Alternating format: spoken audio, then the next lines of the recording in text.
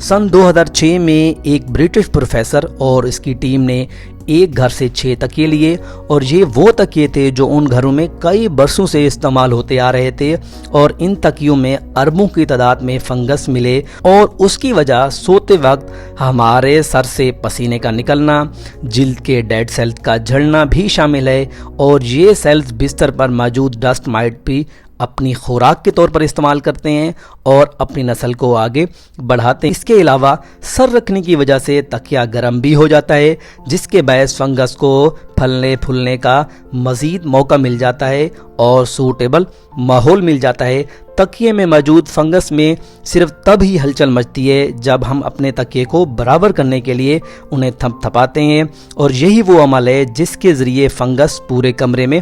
फैल जाता है। याद रहे, अगर हम बिस्तर की चादरों और तकियों के गिलाफ को 50 सेंटीग्रेड गर्म पानी में